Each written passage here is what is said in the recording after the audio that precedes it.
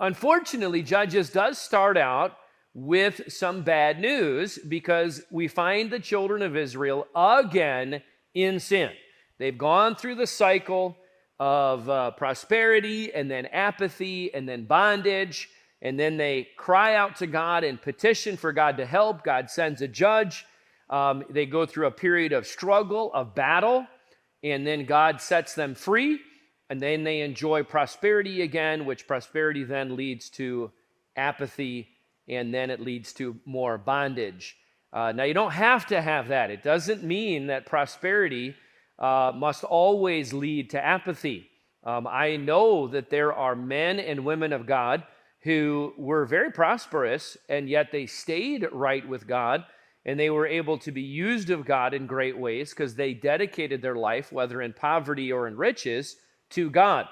So you don't have to automatically fall into that. Some people actually take the book of Judges to the extreme, and they somewhat bemoan the prosperity of America, and they basically say, well, the only way that we're going to have revival is if we have difficulty.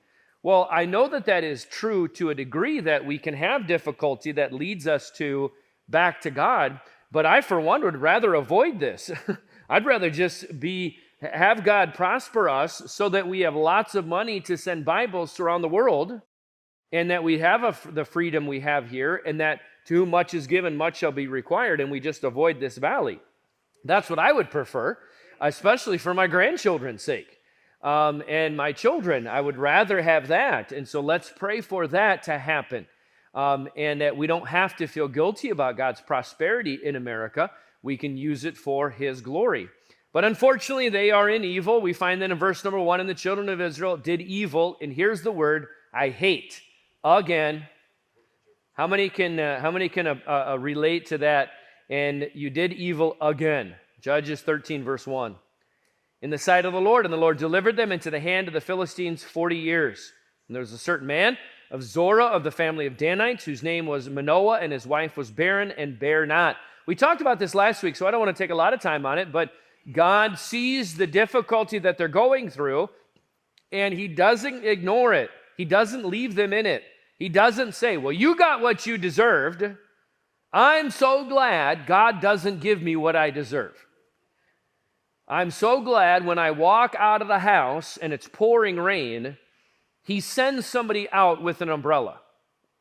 And He says, get in the house. Stop sleeping in the woods. Come on in, it's warm in here. If I was God, I'd be a whole lot less patient and merciful and long-suffering. He is very patient, He's very kind, and He has a plan to help Israel get out of bondage, and He picks a very specific person, a very specific woman, and a very unlikely woman. God has a plan. God has a very specific plan, but He uses unlikely people like me. He picks somebody who is supposed to be a judge. He says, I'm going to raise up a judge. I'm going to raise up a Ronald Reagan, a George Washington, an Abraham Lincoln, a Moses, a Joshua, a Peter, a Paul. I'm going to raise a great man up. And in a sense, if we were in the crowd, we'd be like, ooh, who's it going to be? I'll bet it's going to be this person because they're handsome and wonderful and strong and talented. Oh, I bet it's this person. They're rich and they're connected and they're wise. And God's like, no, I don't pick who you think I should pick. I pick very unlikely people. I'm going to pick somebody who's going to write all these books of the Bible. Ooh, who could it be? Certainly it's got to be a disciple. Nope, I'm going to pick somebody who's already persecuting the church. And He picked Paul. Pretty amazing. I'm looking for somebody who's going to preach on the day of Pentecost and see 3,000 people saved. And that's not just how many people were there. That's how many people got saved. 3,000 got saved when whoever it was that God chose. I almost said it. I let the cat out.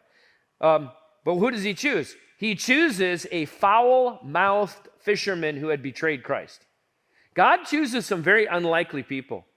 And so don't look at yourself and say, I could never do what God wants me to do. I'm not talented. I'm not worthy. I'm not connected. I just started coming to this church. I don't know much about the Bible. Pick somebody else, God.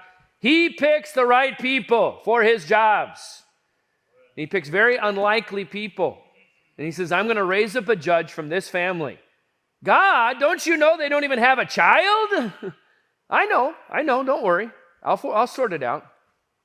So he sends an angel, and the angel of the Lord appeared unto the woman and said unto her, now this should not be funny to me, but it just sounds funny to me. The angel appears and tells her what she already knows and tells her the worst truth about herself. Behold, now thou art barren. Thank you very much. Thank you. Thank you for telling me. I appreciate that. In fact, in this Eastern culture, having a child was, in a sense, the epitome of womanhood. All the people in the Bible, all the ladies in the Bible that were not bearing children were very much marked and ostracized. And I'm glad that's not the case today. But in that period of time, they called it a reproach. And they very much focused on that. And so here the angel says, behold, you can't have kids. And she obviously, I'm assuming, feels bad about it. But, God deals with what we need. God goes right at what we need. And he says, thou art barren and bearest not, but thou shalt conceive and bear a son. Wow, what a miracle. What a tremendous miracle. So God deals with what we need, and he fixes what we need. And then he says, so verse 4 is where I want to talk about. Now therefore, beware, I pray thee, and drink not wine, nor strong drink, and eat not any unclean thing. For lo, thou shalt conceive and bear a son, and no razor shall come on his head, for the child shall be a Nazarite unto God from the womb, and he shall begin to deliver Israel out of the hand of the Philistines. And so God tells her, you haven't conceived a child yet, you're barren, but I'm going to allow you, God's going to make a miracle, and he's going to allow you to have a child, obviously with your husband, and that child is going to be a Nazarite, not a Nazarene. Jesus was from Nazareth, and so he was a Nazarene. That just means that he was from that area. A Nazarite was completely different. A Nazarite was a person who took a vow, and we can find that. You can turn over to Numbers chapter 6. Numbers chapter 6. It is a person who took a vow to separate himself to a certain way of life, a certain manner of action.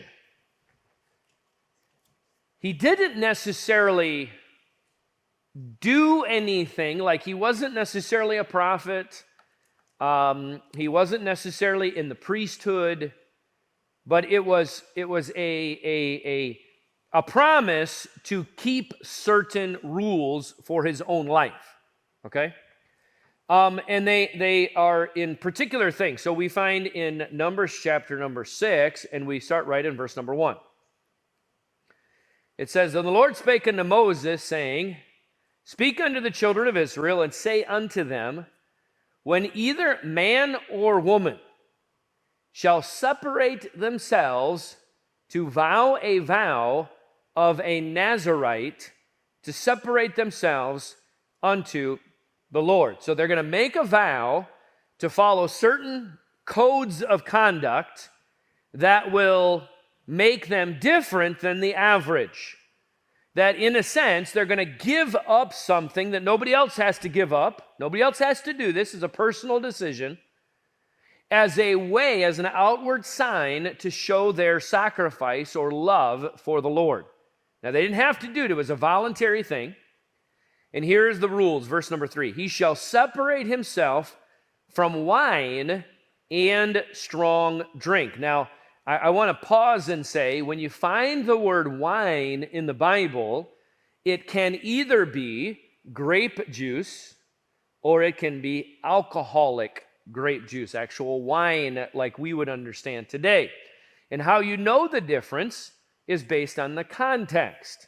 So you read throughout the Bible, And anytime the word wine is mentioned, you look at the verses around it, and it'll tell you which one it means. It's either going to be grape juice, or it's going to be alcoholic grape juice, or wine like we would understand. Now here, it's obviously talking about wine in the form of grape juice and wine in the form of alcohol, because they're both mentioned. It wouldn't make any sense if it was alcoholic wine and alcoholic wine. Why would they repeat it? What it's saying is he could not have grape juice or he could not have alcohol either. And he shall drink no vinegar of wine or vinegar of strong drink. So nothing having to do with grapes in any way. Neither shall he drink any liquor of grapes, nor eat moist grapes or dried. So now we're getting into anything that is a derivative of a grape, a raisin or a cake or the pulp, any of that. All the days of his, lost my place. Let me find it. All the days of his separation shall he eat nothing that is made of the vine tree, from the kernels even to the husks. And so there is no part of it at all that he is supposed to drink, or he is supposed to take part of. Then, all the days of his vow of his separation, there shall no razor come upon his head, until the days be fulfilled, in which he separateth himself unto the Lord. He shall be holy, and shall let the locks of the hair of his head grow. All the days that he separateth himself unto the Lord, he shall come at no dead body. So that means he cannot touch a person who is dead. Now, in our culture, that doesn't happen very often. It's been a long time since I touched a dead body. We can avoid that unless it's our job as a mortician. We can avoid that, but at that time, they prepared their own bodies for burial, their relatives. They still do that in Zambia. There's no service that you call. You clean the body, you prepare it for the burial, you place it in the coffin, you carry it to the graveyard, you place it inside, and that's what it would have been here. And so it would not matter if it was a close relative, a brother, a wife, a child, a father, a mother. You were forbidden to make that or do that service for those people. He shall not make himself unclean. Okay, what bodies can he not touch? For his father, or for his mother, for his brother, or for his sister when they die, because the consecration of his God is upon his head. All the days of his separation, he is holy unto the Lord. So that is the path that this boy, which we know Samson, we know it's going to be Samson, that's the path that he is going to take. That is the vow that God wants him to take. Now let's go back to our text, Judges chapter 13. In verse number 4, he says, "Now therefore beware, I pray thee, and drink not wine nor strong drink." Again, an indication of both. See, she shouldn't have grape juice or alcohol.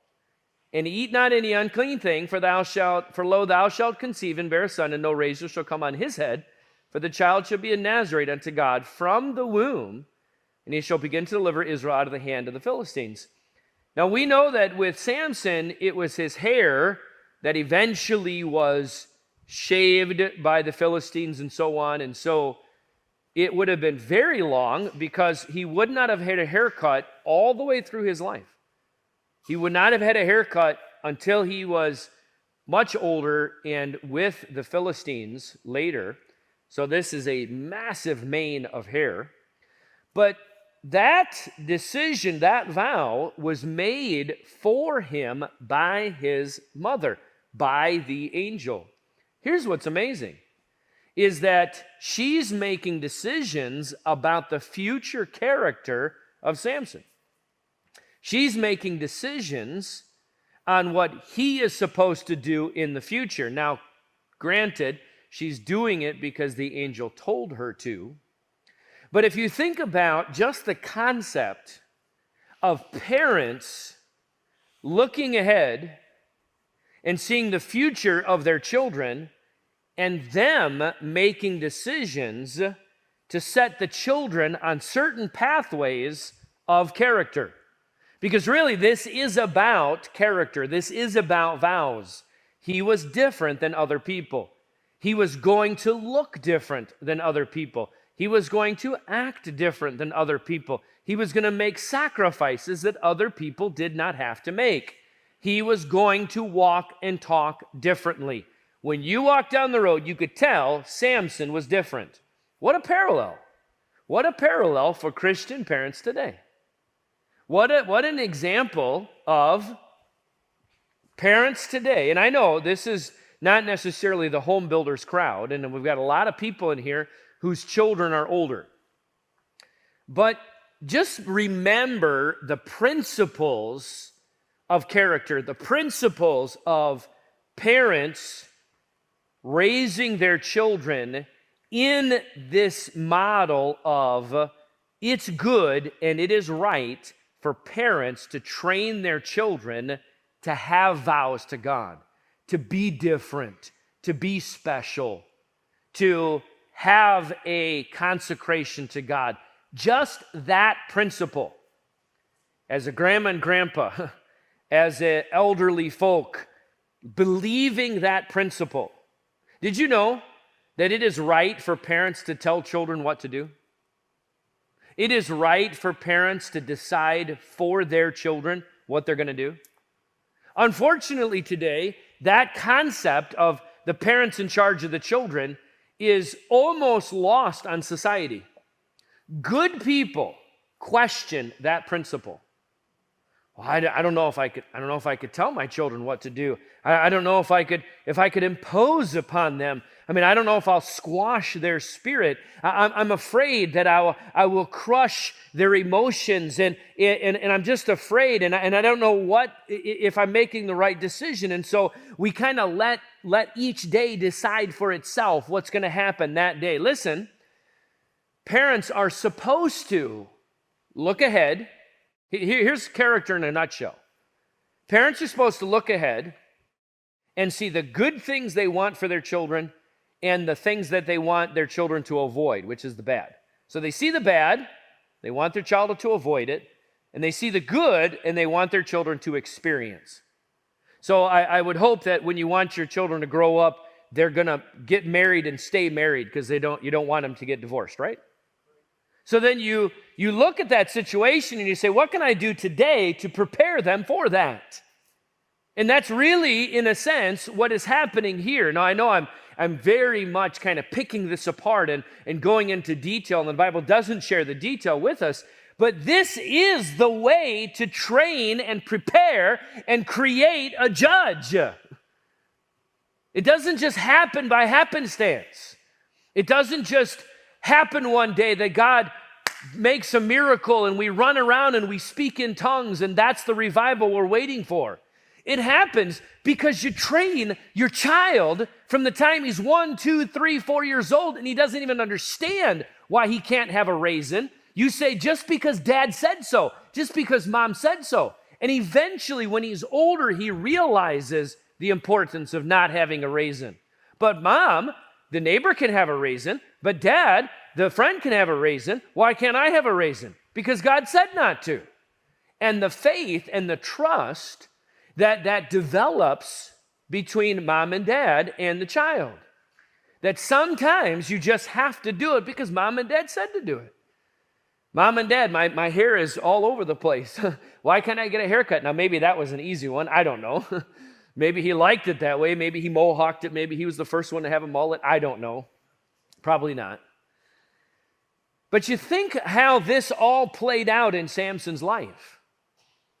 And let me just say, as a father, and I wasn't perfect at this at all, but people taught me this principle. I have a child, and I see in the future, if they make a wrong choice, if they steal, then they can end up in jail for 5 years. So there's a big sin, a big bad thing they're going to do, a big action that's bad, and a big consequence. So you know what we should do as parents? And I know this is not parent class, I understand that. But I think sometimes older Christians forget these things. And then when they talk to their neighbor or talk to their own children, and they talk to the cousin or brother or sister, or they see things, they don't recognize that the philosophy of the average American is, in the theological terms, bonkers. They have no idea how to raise their own children. And then we have chaos in the streets and nobody knows what's going on. Here's the simplicity of it all. You as parents look at it. So you got a 1-year-old kid, you got him in your arms, you look ahead and you say, I really don't want my son to go to the store at night, break through the window, steal a bunch of stuff, do a big bad sin, and get a big bad punishment. I don't want that to happen. So you know what you do? You find that same sin when it's small, and you give that same consequence in a small way. You take life and you make it small. It's easy. So you find any time that child steals, if you want him to avoid the big one, you just discipline the little one. And instead of giving a big giant consequence, you give a little consequence. And it starts when they're little. You get a little child in your arms and they can reach up and grab your glasses and you say, no, don't do that. I don't want you to intrude upon others' property. I don't want you to intrude on other people's space. We live in a society where we have spaces, and I don't want you in my space, and I shouldn't come in your space, and we have things. This is my property, that's your property, and so on. And he reaches up and grabs, and so now he is exhibiting behavior that left unchecked will produce great headache and sorrow for him. So you produce a little bit of sorrow right now. You hold him in your arms, and kid grabs the glasses, and you say no. They grab the glasses again, you go, and you flick them as hard as you can. You're not going to break the skin, you're not going to break a bone, you're not going to do any of that. That kid's going to go. Maybe curl the lip a little bit. Try again. No.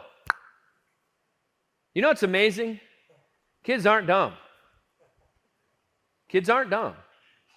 They are going to figure out pretty quick that good behavior does not produce that. Bad behavior produces that small consequence. And you're teaching them control. Control your desires. Control your actions. Control your passions. Control your wants. Control your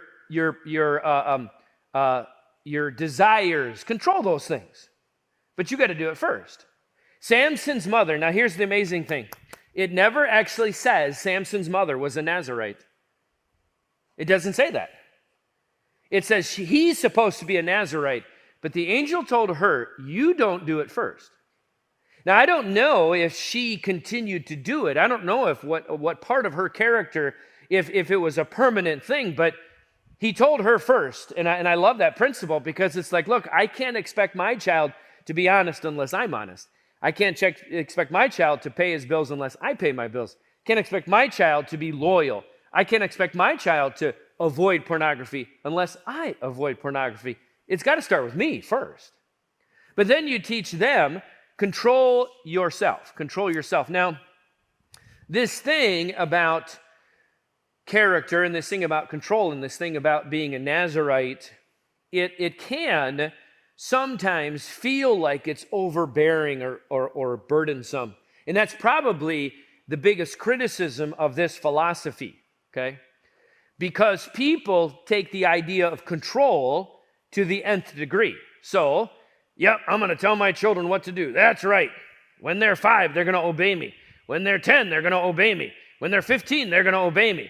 When they're 25, they're going to obey me. When they're 35, they're going to obey me. Whoa. Whoa, time out.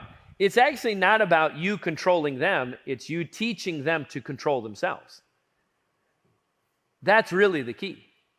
Because you know the story, that's what Samson missed. And we're going to talk about it as we move forward. But that's what Samson missed. He's the judge that really had the best chance to be a good judge. We don't know anything about, or we don't know much about the upbringing of the other guys. And some of them turned out pretty good, and some of them were disasters. And Gideon turned out pretty good, and then he just kind of slipped downhill if you read through the story. And he made some pretty bad decisions at the end of his life. But he had a chance. He had a chance to actually be a pretty good leader, and here he is walking around with what we would assume to be a pretty good character. He's done all of these things, and then you see him touch a dead body, which he touched the lion. He's lying. He's obviously immoral. There's a lot of problems he has, and really, ultimately, you have to say, well, he learned to be controlled, but he never learned to control. He never learned to be under control. He never learned to actually do it for himself. And so I really like this kind of this balance, okay, of trying to control our emotions and not let our emotions control us. And that's really what they're asking Samson to do. Don't live as a slave to your passions. Control yourself. You're not going to be able to drink the grape juice. You're not going to be able to eat the raisins, even if you want to. You can't sneak a raisin. You got to control your desires. But on the other hand, obviously, God has made us with emotions. God has made us with desires. And so how can we make sure that we control them properly? Look at, if you would, a couple verses. Proverbs 25, verse number 8.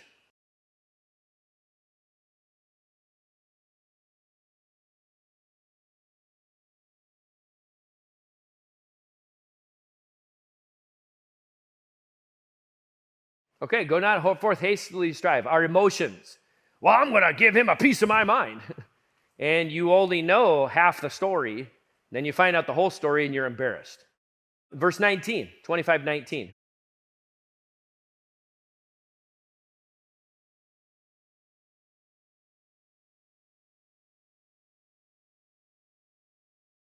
Confidence in an unfaithful man. He can't be trusted.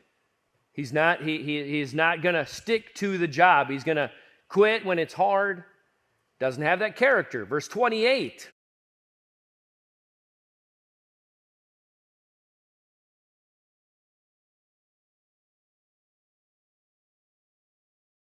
The key, I think, to that verse is the fact that it doesn't have any walls. It has no defense. Anything could come and attack it at any time. It can't repulse any enemy. And the children who are not given character, taught character, helped to develop character, then they're prey to anything that comes along. Any desire, anything that comes along, they're prey to. But, like I said before, it isn't a matter of just simply controlling people. It's a matter of asking God to help us. Because we have emotions that are right and good. We teach the character, we teach them to control themselves by first controlling them, and then you teach them to control themselves, because eventually you want the 13 and 14-year-old to make their right decisions without your input. You want them at 15, 16 to, for themselves, choose right. But sometimes we grow up almost fearful of our passions and fearful of our desires. Like our desires should be repressed or rejected because they have nothing good. Well, that's not really the way to live our life, because God made us with emotions. Sometimes we stuff the emotions, like we never acknowledge them. We're sad, we're lonely, we're frustrated, we're hurt, we're angry, and we just I'm not going to give vent to my emotions in any way, shape, or form because all emotions are bad. Well, that's not good. And I came up with this little alliteration. So there's the stuffer, and then there's the strafer. All emotions are good, and I'm going to be the plane in the World War II where you come and strafe an aircraft carrier or the troops on the ground. Whatever my emotions say. Well, that's not good either. So don't be a stuffer or a strafer. But what's the best way is to be a staffer. I know, it doesn't really fit, but is to let your emotions be part of the staff on your executive committee. And yes, anger is an emotion. And yes, we need to control it, but sometimes righteous anger is good. Anger could be in a bad way, or anger can be in a good way. Matthew 23, verse 15. Look at how angry Jesus was. Woe unto you, scribes and Pharisees, hypocrites, for ye compass sea and land to make one proselyte. And when he is made, you make him twofold more the child of hell than yourselves. Woe unto you, ye blind guides, which say, whosoever shall swear by the temple, it is nothing. But whosoever shall swear by the gold of the temple, he is a debtor. Verse 17, ye fools and blind. Verse 19, ye fools and blind. Verse 33, ye serpents, ye generation of vipers, how can ye escape the damnation of hell? He was angry. He was angry. But he wasn't angry to the point of sin. He was still in control of himself. Look at verse 37. O Jerusalem, Jerusalem. Who else was in Jerusalem? The Pharisees were in Jerusalem. Thou that killest the prophets and stonest them which are sent unto thee, how often would I have gathered thy children together, even as a hen gathereth her chickens under her wings, and ye would not. He wasn't embarrassed by his anger or just repressed it. He just controlled it. He was always in control. He always controlled his emotions. I know he's the Son of God, but he had that balance. Look at one more verse, Proverbs 22:24.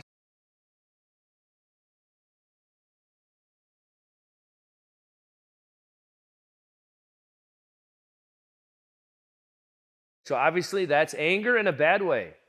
Some furious man who's out of control. But look at 25:23.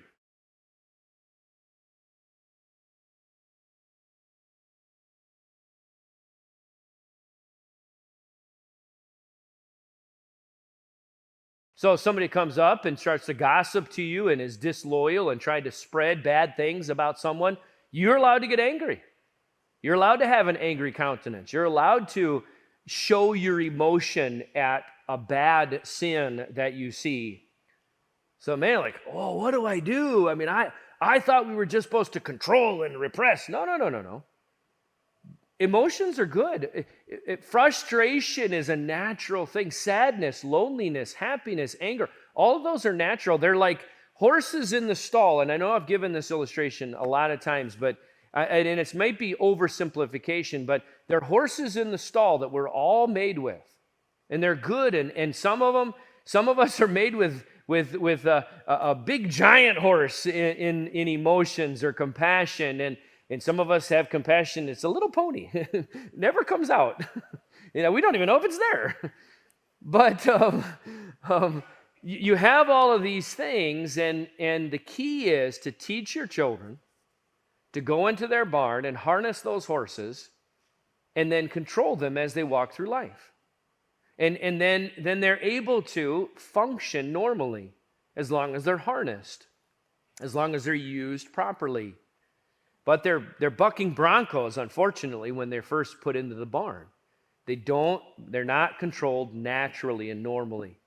And so as you have that 1-year-old, 2-year-old, 5-year-old, and I know this crowd isn't necessarily at that level. Some of us are, but a lot of us are just walking through life, and having that correct understanding and that philosophy helps us as we walk into a school board and somebody with 15 doctorate degrees behind their name and their president of the school board says, the school knows better than the parents. We can say unequivocally, truthfully, doctrinally, philosophically that is a lie, that the parents know best. And it's actually that simple, that you spend the most time with them, and you're the one that's responsible to train them, and that you train them, and you'll make different decisions than I will. You'll see different things in their future than I will. Not everybody was a Nazarite. Some chose not to be. Some were craftsmen. Some were metal workers. Some made candles. Some were priests. They had different paths. But they looked ahead and they said, how can we best train our children for the future? And then eventually the parents transferred that authority to their own children. At 17, 18, 19, 20, they launched them off into the world. And they said, look, it was never about me dominating you. It was about me giving you the gift to control your own emotions, to control yourself, to have that personal character to live your life. And so then they also grow up and they train their own children. It is a biblical philosophy of the family, but it's really a biblical philosophy of government, of the church, of all those things. And it really is such a great example in Samson's life. It's a great example, unfortunately, though, of also if they don't take it for themselves, because they got to take it. We can't hijack the will. We can't guarantee that they're going to listen. You can do your best, but Samson didn't listen. Samson went away from all of his training. But God did give him the tools necessary for his future success. Any comments about this today? Any comments, questions? One of the, and I said this before, but one of the observations about the prodigal son was that when he went into a far country and wasted his substance, and then after he had no money, after he was broke, he got a job. He didn't stay in town and wait for the next sorry traveler. He could have easily joined the friends and waited for the next guy and then stolen from him. He didn't. He went and got a job. And I think he did because of the training of his father, that he learned that lesson. And I sometimes think of kids who go away, they still retain that honor, that character that they learned from their parents. It's amazing what God can do with the seeds that are planted when they're young.